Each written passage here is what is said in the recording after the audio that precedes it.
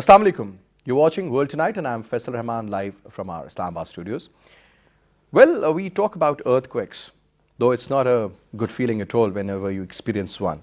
Though it's a natural phenomena and earthquakes can happen anytime and at any place, and in particular those places which are vulnerable.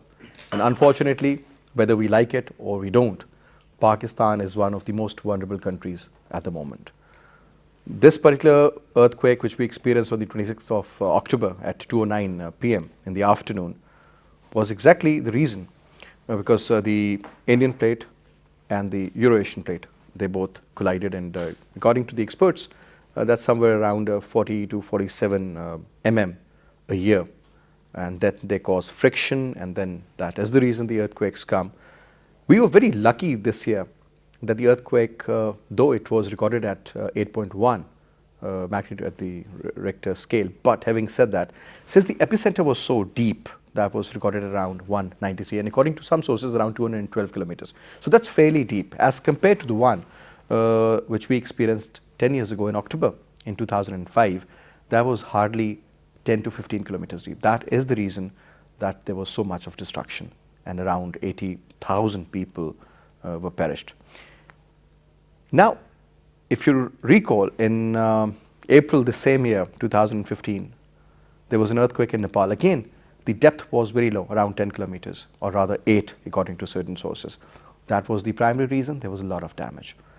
Now, what exactly is going to happen in the future, we do not know, but we do know one thing, that the earthquake is a reality and it is going to come in the near future. How geared up are we as a nation? How well these institutes are equipped? What exactly needs to be done? What are the SOPs we need to adopt? Though we always talk about the building ethic codes, but interestingly, we had them in 1935 after the Quetta earthquake. Later on, we had a revision in those in the 2005 earthquake. Are we following those SOPs? Now that is a big question mark. We are not. Unfortunately, we end up demolishing a house, but we construct the new building on the previous foundation. Now that is again where the problem is. We do not need, though in books we do need certain design approval by the concerned authorities, but we end up erecting a couple of more stories on the previous building without even notifying anything. And that is the primary concern, the primary reason why so many lives are lost. Now, when we talk about the institutes, the first institute that comes in our mind is NDMA, and the second one is ERA. But talking about NDMA, what sort of responsibilities do they have?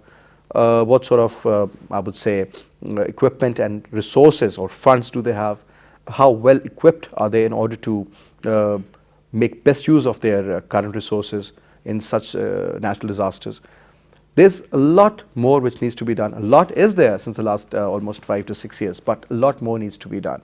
Though whenever there is a natural calamity, we do hear that the Prime Minister has offered a certain assistance, like he did today, 600,000 for all those who lost their lives, 200,000 for those who lost their limbs, 100,000 for the minor injured, and also 200,000 for those who have lost their houses.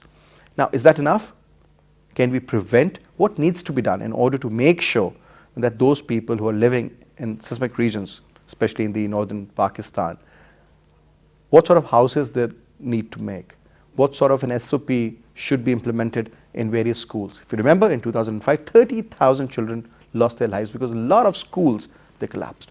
So we will be talking about that in detail. We have with us in our studio the chairman, NDMA, Major General Asghar Nawaz Sahab. So thank you very much for taking out the time. General Sahab, since I have a list of questions, but let's start off from the very basics, sir. What sort of details do you have about the earthquake so far, sir? What is the update on the relief and rescue activities? Let's start off from there. Well,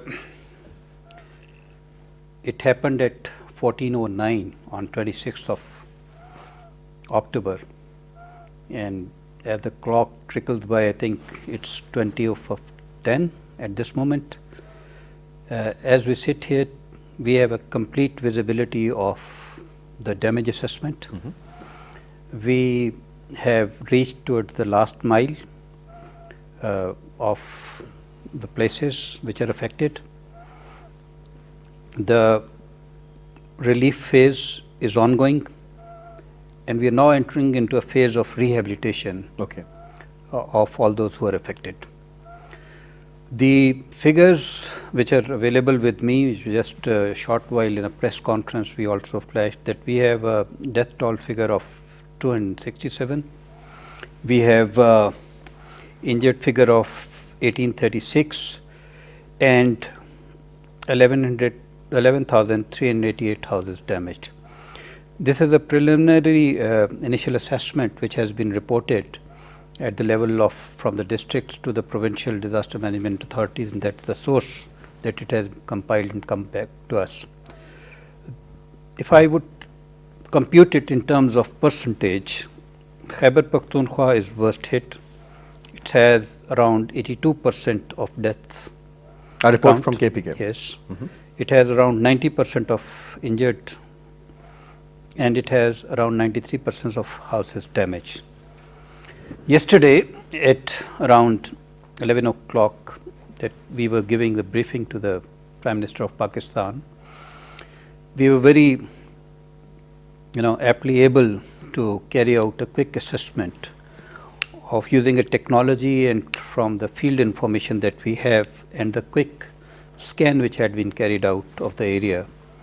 Luckily, we had a presence of army in the entire region, especially the worst hit region of Malakand division itself, and because of the presence of army, it was possible to get a very quick, the availability of information alongside the civil administration. All right. And after that assessment, we were able to establish that our focus should be on the Bajoda agency from FATA. Our focus should be on the Malakand division with all its 7 districts, including the Malakand agency itself. So, with all these figures coming in, we were able to form up a picture. The Prime Minister yesterday visited Shangla. It's a affected district, and today it was decided that we should have a consultative meeting with the provincial government, which was already proactively carrying out the relief activities in concert with Pakistan Army. And today at a high level meeting, which was chaired by Prime Minister himself at Peshawar, and the presence of the Corps Commander of 11 Corps, which is Peshawar, and all the civil administration officials, federal government officials, we were able to arrive on to a final figure of the damage which has occurred and what should be the way forward. And the important decisions were taken that we must move on to promptly into the phase of reconstruction and rehabilitation. And how long will that take, sir, tentatively? I would like to highlight over here that all these damages which have been reported, we have been able to, as per the reports which have come in, we have been able to reach the last mile. Okay. Again, I will like to give a credit here because the army, the frontier corps troops, police, civil administration, they did a very good job. It was a bad weather. It's a mountainous terrain, difficult terrain. There were the link roads were closed because of slides, but they managed to reach those places, and a very good assessment is in front of us. So now what is going to be done is that it has to be a verification process because it's a preliminary report which has come from multiple sources. So teams have been constituted which are going to go, that will include representative of civil administration, local government representative, because the local governments are already in place over there in KPK. In KPK, and then an representative of army. These teams are going to go and carry out a physical verification of all these damages and losses, loss of life, the injuries and the house damages. And what they are going to categorize is that in terms of injuries, they are going to categorize that what are the major injuries or if there are disabilities. So each have a different compensation level. And the major injuries should be like that of fractures or a serious injury, not causing a disability or loss of limb.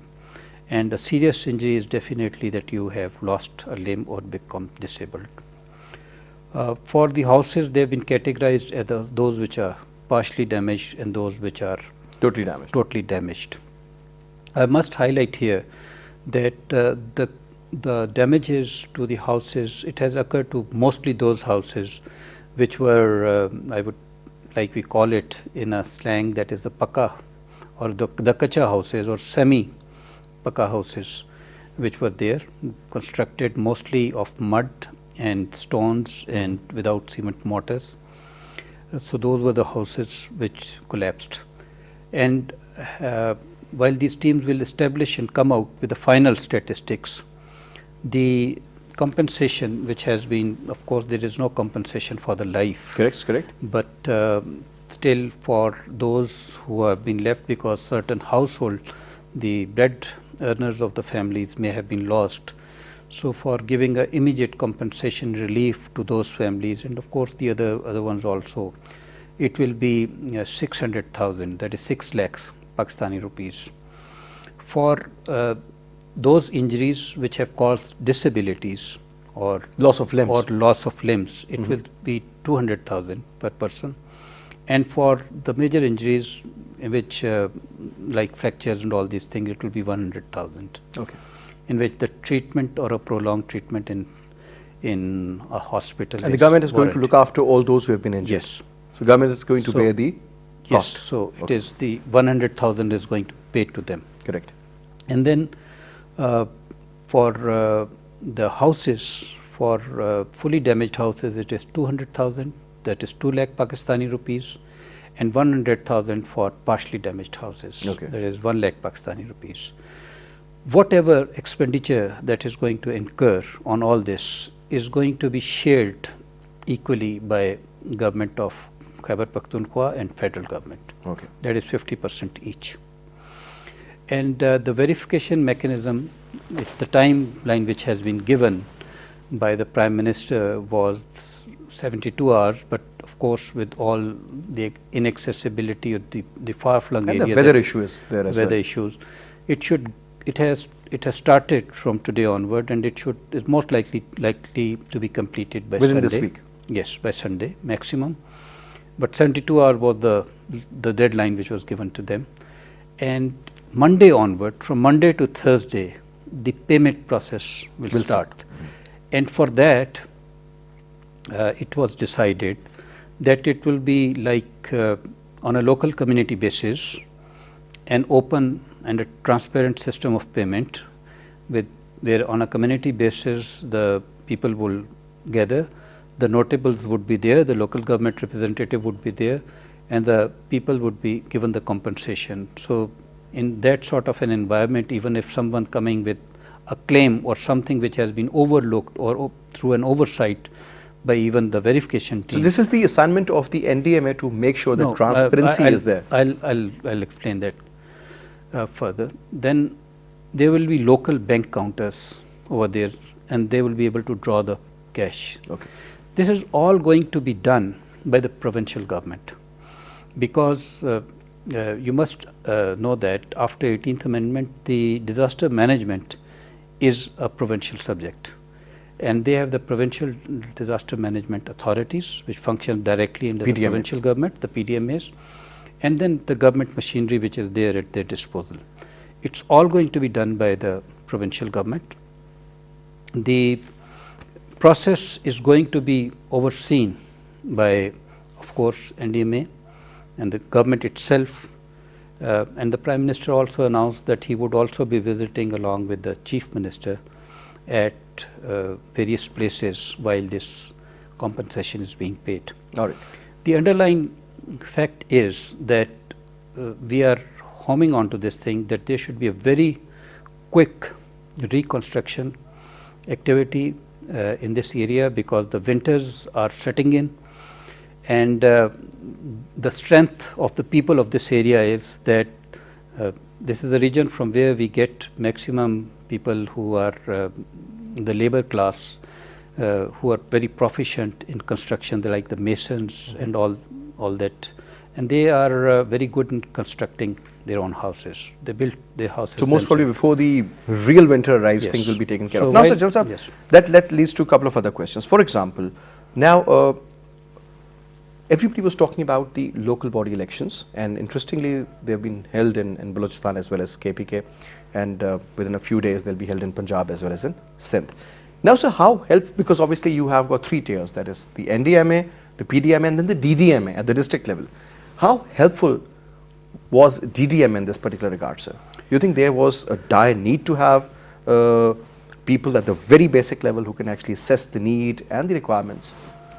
In any disaster occurring in any part of this globe, the first responder is always the individual, and alongside that there is always a local response. And the local response comes from the local administration, may it be at the sub-district level or at the district level. Right. But it will always come from there.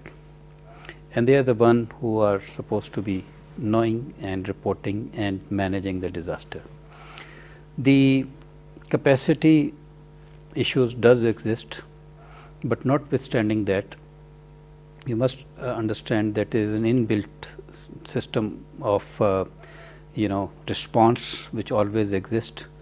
And Pakistan, being a disaster-prone country, not only to the natural calamities but also to the man-made disaster, I must admit that we have an inbuilt resilience, and we have a mechanism in place. And this is an area where we experienced certain disasters in the past, floods, for example. There is a history of earthquakes in this. So a response mechanism in some form definitely exists. And with the institution of the disaster management system, the certain standing operating procedures are there, the coordination mechanism exists. Like once this earthquake occurred, within minutes. You exactly knew what to do. Within minutes, this SMS alert, we have a mechanism that it reached all the disaster managers, myself, my relevant staff, and all the PDMAs. And the first response was that with all the districts, affected districts, because like we knew that it was the epicenter is closer to Hindu Kush. So all the focus diverted towards Gilgit, Baltistan, AJK and Chitral and KP. So while the jolts were felt all over the country, but we started off and focusing on to this. And I must appreciate, as you can see, within 48 hours, we were able to cover a lot of miles. Where were you exactly when this earthquake I was abroad. occurred? You were abroad. I was chairing international. Because that's why Yes. I asked you this question, because we knew that you were not here, Yeah. and then you immediately took a flight and you came to Yeah, Pakistan. actually, on I an was emergency basis. yes, I was there heading. Incidentally, I was chairing a session of UN Escape in Bangkok, and I was chairing a session which pertained to early warning system for multi-hazards, especially the trans-border, rivers, countries having the trans-border river systems. And I was heading that panel when I received this call. And from there, I think I rushed. And immediately you had an assignment right there and then. Yes, so I just rushed from there to the airport. Luckily, I was carrying in my briefcase my passport and my ticket. So I rushed to the airport, got a flight, reached by 2300 hours. I was at Lahore airport and reached here early morning. All right. Now, sir, when we talk about this risk mapping, please do tell us what exactly does it mean, and what exactly are we doing in that regard, sir? It's a very important question, and actually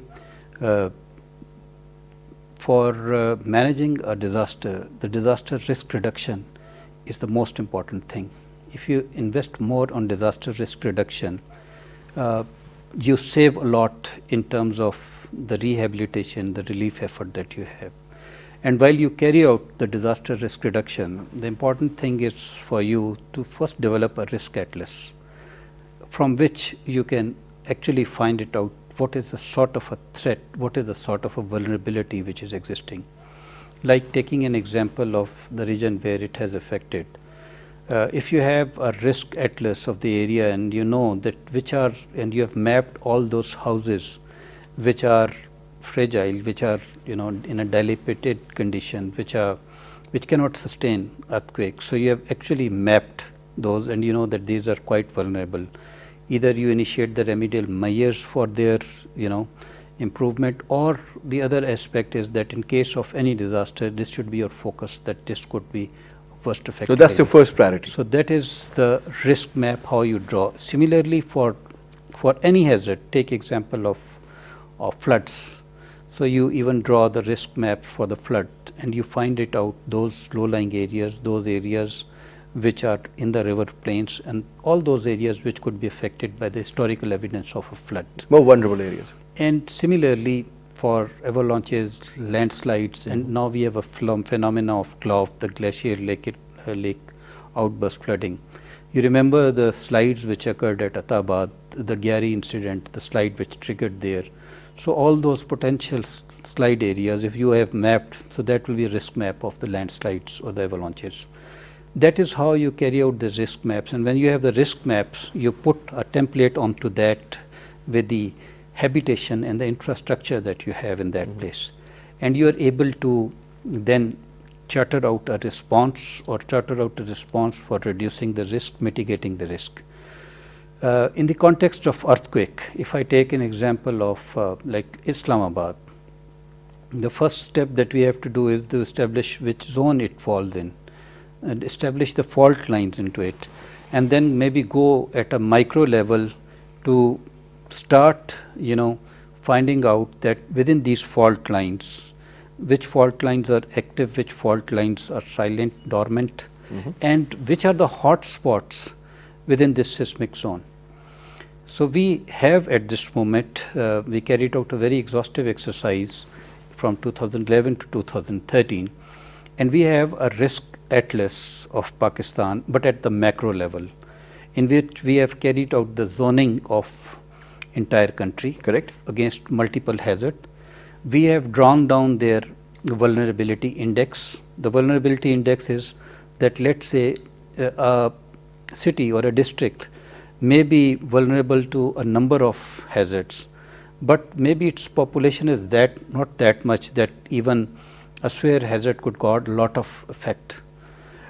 But contrary to that, there may be a city like Karachi, which may be vulnerable to some hazards of mild intensity, but because of its size, infrastructure, location itself, that even the mild sort of a hazard may carry out a very exponential effect. So from that perspective, we have carried out a complete vulnerability matrix of the entire country done, and that has been done up to the district level. All right. Now, so another point. So since we are talking about the capacity, we do understand Pakistan is a third world country. We do lack a lot of resources. Whether you talk about the efficiency and the effectiveness of the manpower, being resilient is a different chapter, but being qualified to do a certain task, that is entirely a different ball game. And having the equipment, having the funds, having the resources and the will to carry out a certain operation of this sort. So when we talk about the overall response capacity of NDMA or PDMA or DDMA, what still needs to be done? What are the loopholes? Where do you think still is an area which is pretty much weak in a way that we still need to put a lot more effort in that regard, sir?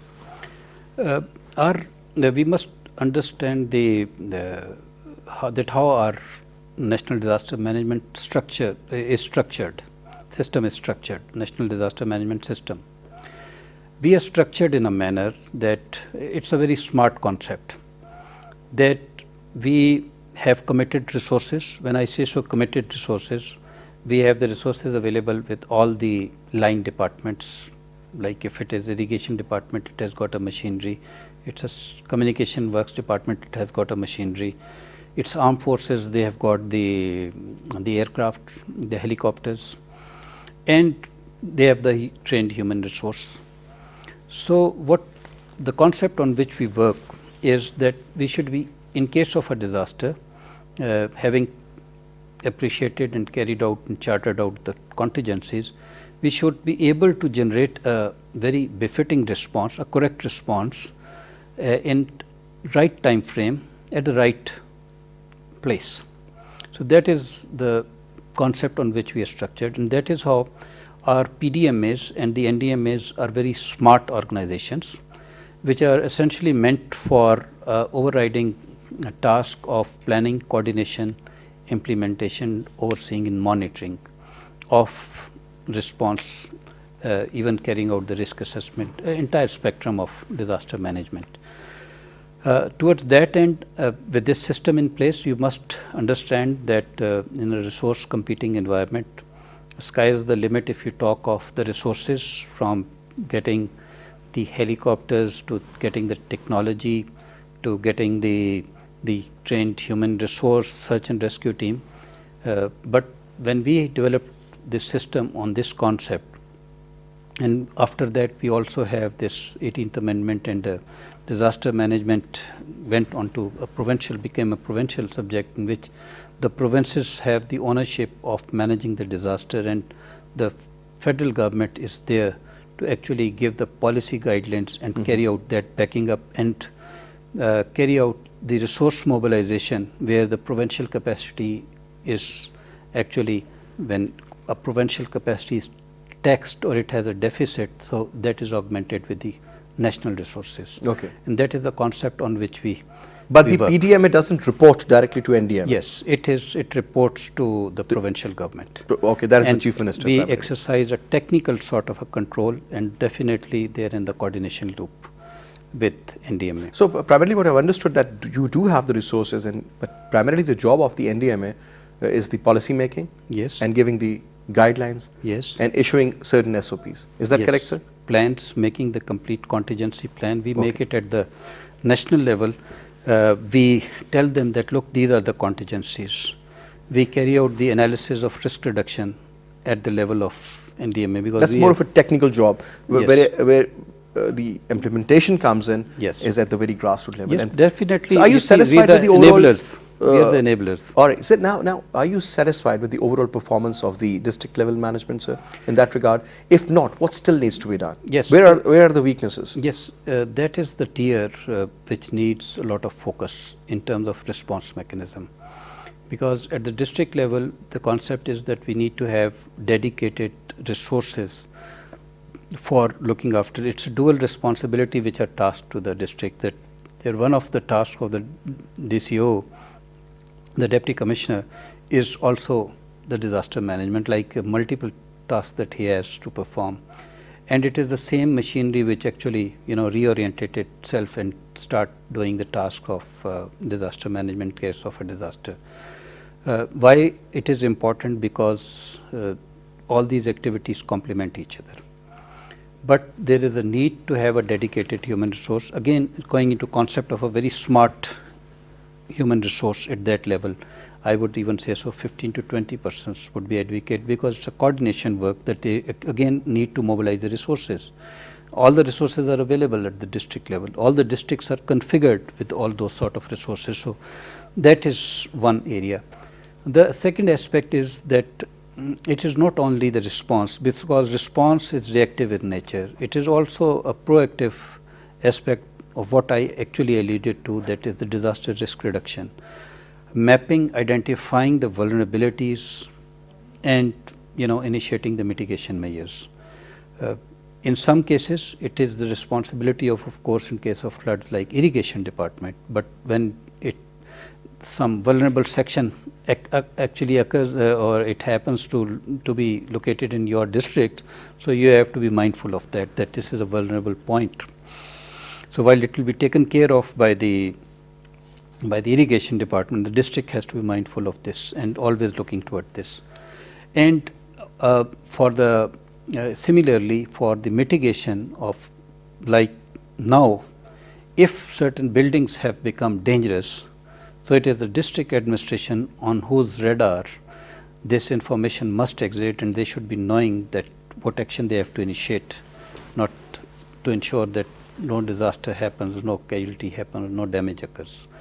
So for this task, before the disaster, they need to have some dedicated resources to be only undertaking and coordinating and doing all these things.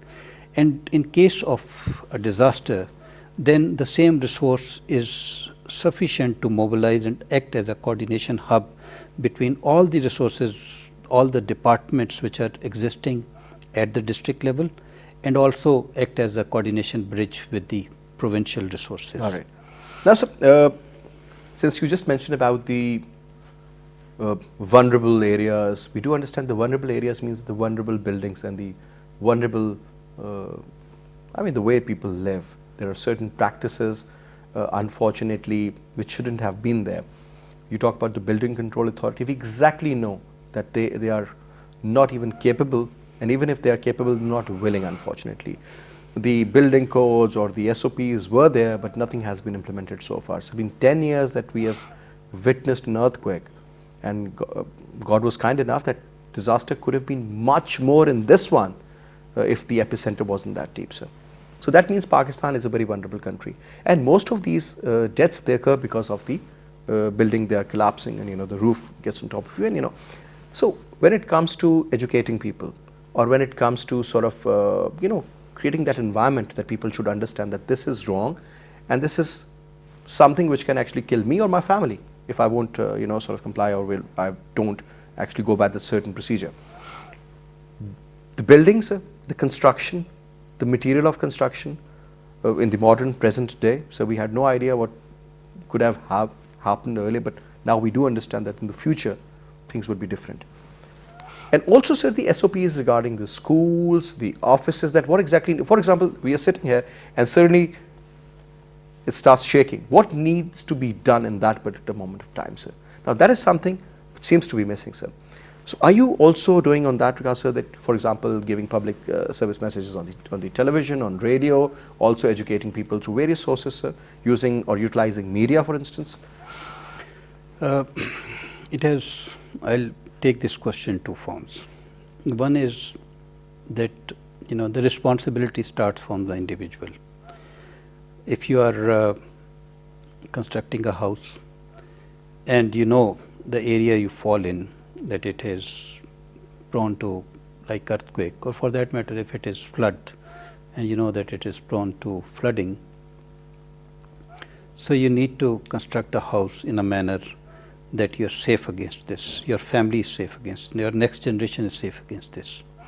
So the responsibility starts from there, and you have to invest on, if you invest at that particular time in making something which is safe, so perhaps later on the damage that it has to cause to you in case you make an unsafe house for yourself will be very, very high. Okay. It's 1:7 is the contemporary equation which is quoted. So if you have invested at that time in making a safe house, you can save against 1 dime 7 dimes. So that's where the civil engineering comes in. Civil engineering and common sense too. And the common sense, yes, that's the correct word.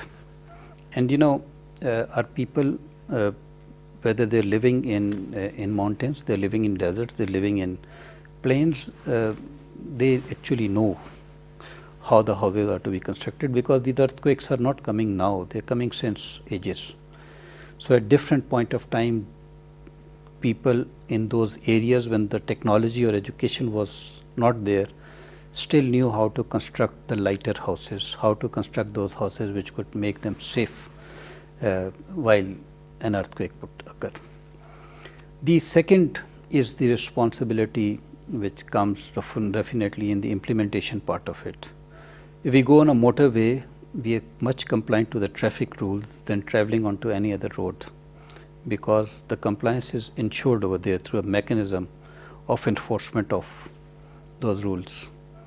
So unfortunately, the codes exist, the enforcement is weak, and it is the issue is about the implementation. Yes, the implementation, and we're working on to that. Recommendations definitely are that the legislation has to be in place where the breach of building code should be treated as a criminal offense with a penalty of a magnitude that it must deter those especially making the buildings which are to come for public use they must think 10 times before going for a misadventure of having a substandard or a non-compliant construction.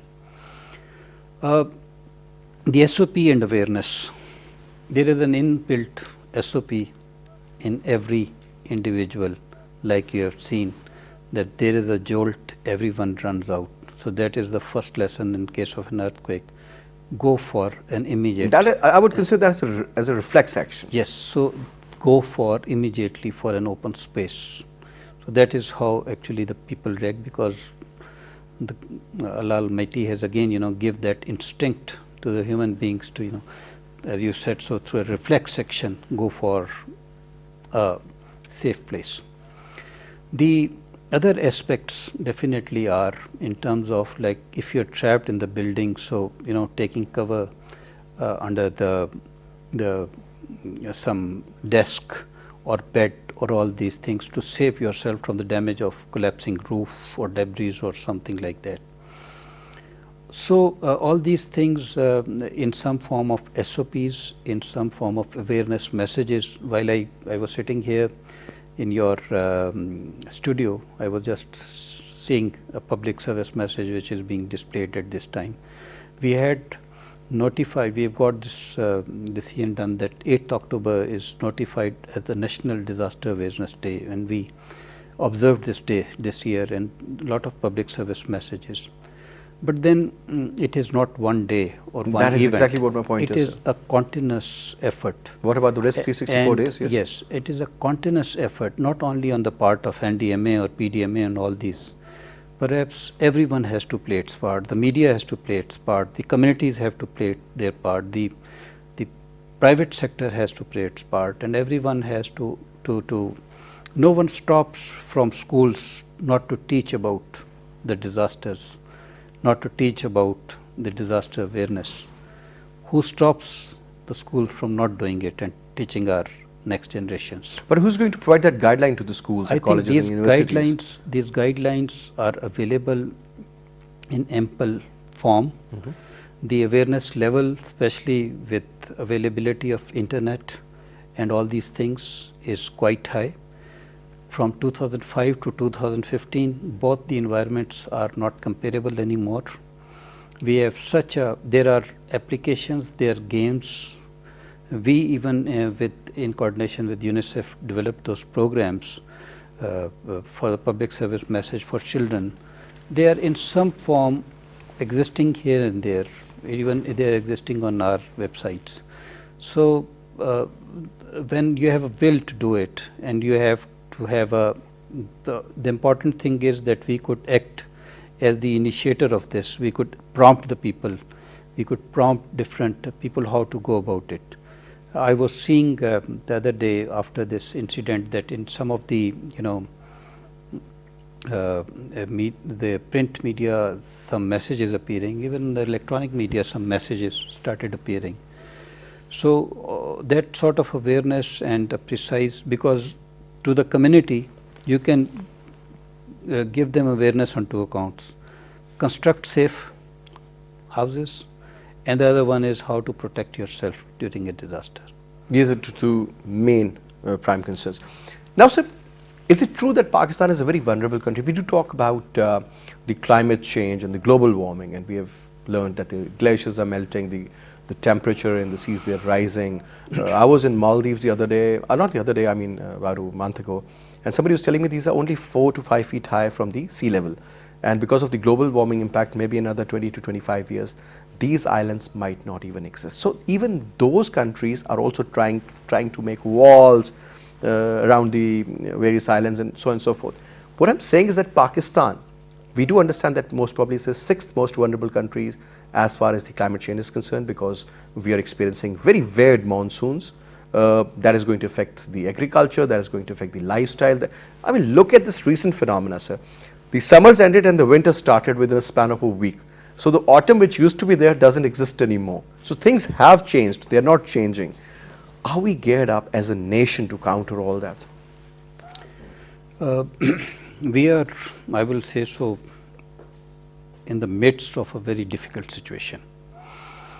We are caught up with this climate change phenomena, and we are caught up with this at a time that while we are not a contributor to in any you're the way, effectee, only sir. 0.8% is the emission level which is reported, our contribution towards all this which has occurred, the climate change.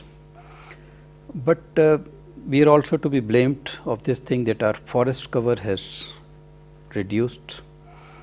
It is very, Significantly, very, sir. I would say so. Look what we have done in significantly, Kashmir. Very much less than 4%. Absolutely. And the standard is, the desired standard is something like 12%.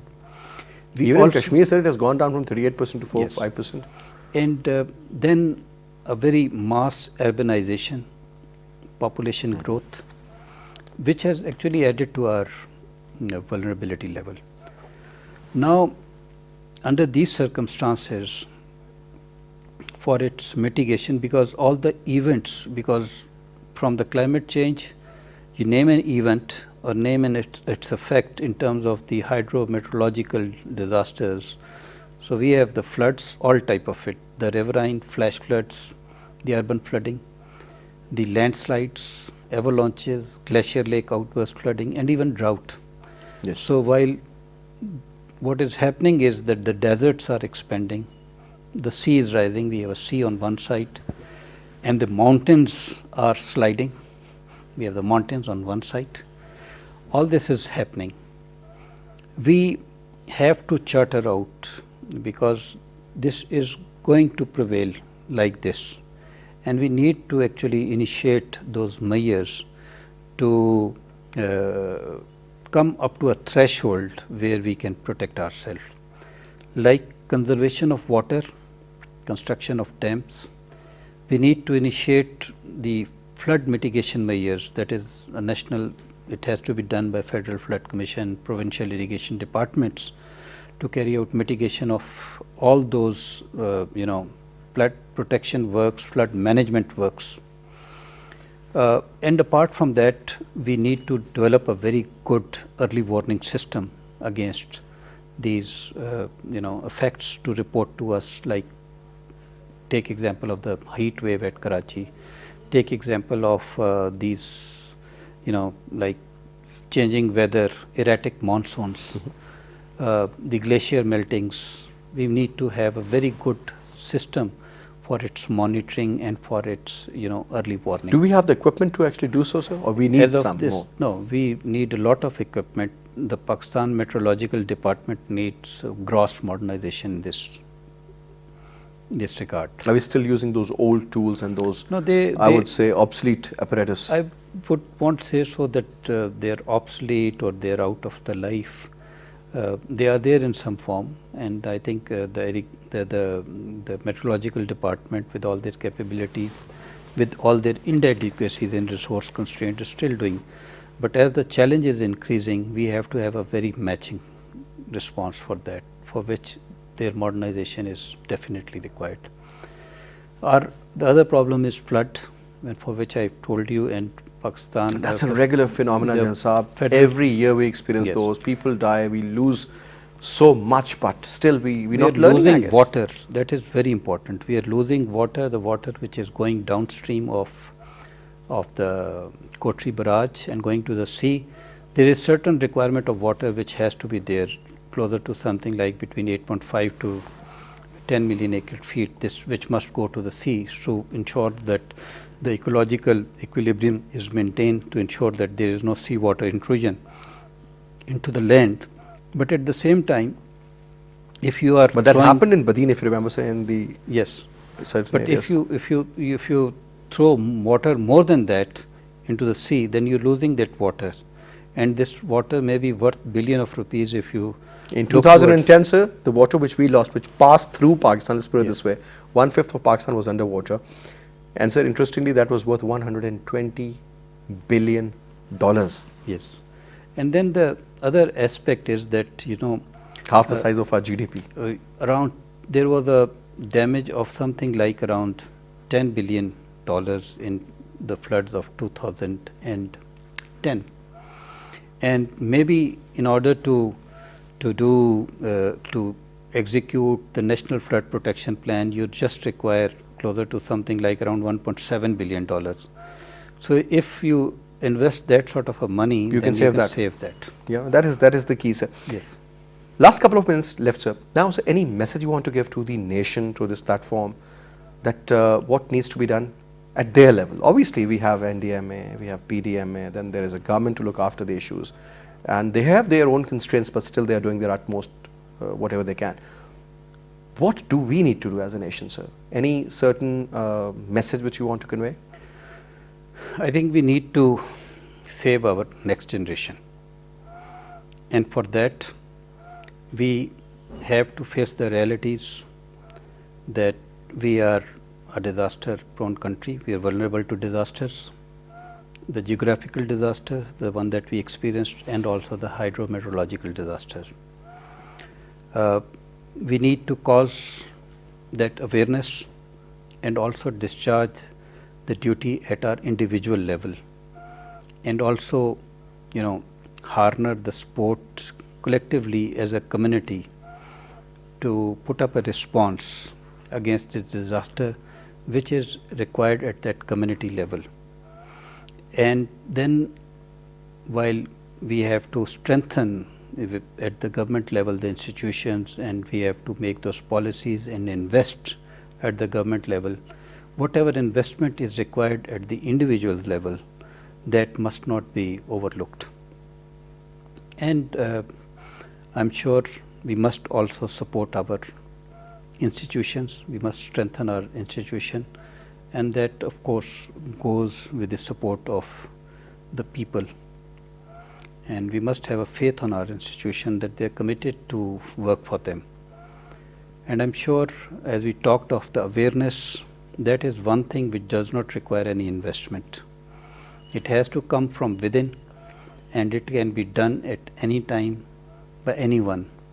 So we have to take that message and cause that awareness, because, as I said, that the first response will always come from the individual, and that individual must be well informed, well educated to take care of himself or herself, and also the others, should a disaster happen. So, do you think that days like 8 October or days like 26th of October, though I hope and I pray that they do not sort of repeat the similar, but having said that, sir, Pakistan is prone to earthquakes and to natural disasters. Are we very vulnerable, or are we vulnerable? How would you rate that? Pakistan as a country, especially the northern areas. No one can predict about earthquakes. No country has got that capability. But when you know that you are located at a place which is prone to that, we are vulnerable against an earthquake. So I would always say so that one must work on to worst case hypothesis, taking it as a very vulnerable.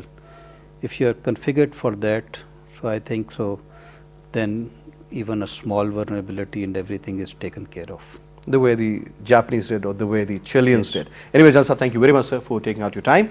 And once again, we'll thank the chairman NDMA for being a part of our show and really sort of educating us on various aspects. And that's all we have for this hour. I'll see you tomorrow. Till then, you take care of yourself. Khuda Hafiz.